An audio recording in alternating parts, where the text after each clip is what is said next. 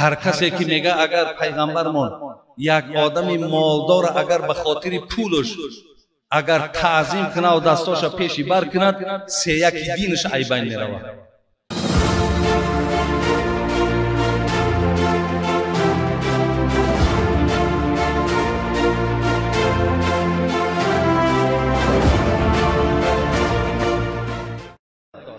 یک کیسه دیگر را میگیم دوام میگیم که وقتی زیاد نرسم.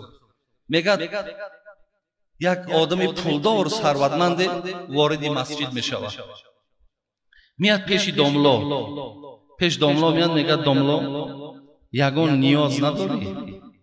مقصد من یک کمتر مبلغ آوردم، اگر یگان حاجت و نیاز داشته باشی مقصد این ما تیاریم که خدمت کنیم. خداوند رحمت کنه و داملا ها رم و عالم ها رم، اونا هم عالم های ربانی بدن، اونا هم همش تکیه با خدا داشتن، هیچ وقت تکیه به آدم ها و به پولدار و به مالدار و به منصبدار و تکیه نمیکردن.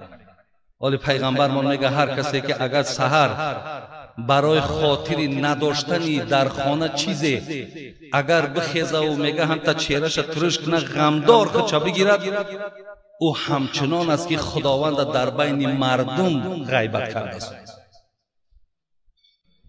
هر کسی که میگه اگر پیغمبرمون یک آدمی مالدار اگر به خاطر پولش اگر تعظیم کنه و دستاش پیشی بر کند سه یکی دینش عیبین میروه. این عالم برادرای عزیز وقتی این گپ از مردک پولدار که شنید گفت شرم میه در یک خانه قرار دارم که صاحب این خانه ماندگی من است حاجت طلب کنم. برادر عزیزی سخن بینید، من در مسجدم، این خانه خدا ہے، من در خانه خدا ماندگی است نیاز طلب کنم. میگه این مرده که پولدار ای حکمت سخن این میگه برخوردارش گوش شاید های فکر کرد که در درون مسجد نمیشود بیرون نمیگه ایستاد، بیرون در ایستاد و تو کی حضرت میبروید. حضرت که برآمد گفت حضرت گفت خیلی داخل مسجد بود که با همون سوال من آمدم که یگان نیاز شما را بیرون کنم. گفت مقصد شما نیاز دنیوی است یا اخروی؟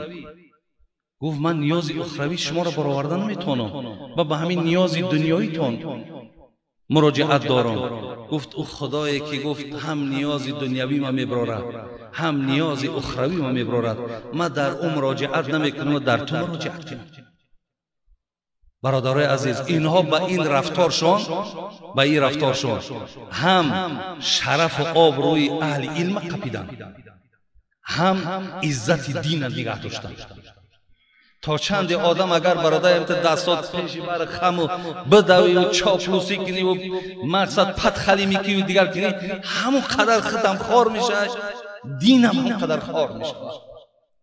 زینیاز گو من خدایی که حاجت دنیوی و اخروی ما میبرارد اکو مودا مراجعت نکن تو دا مراجعت. الله مهربان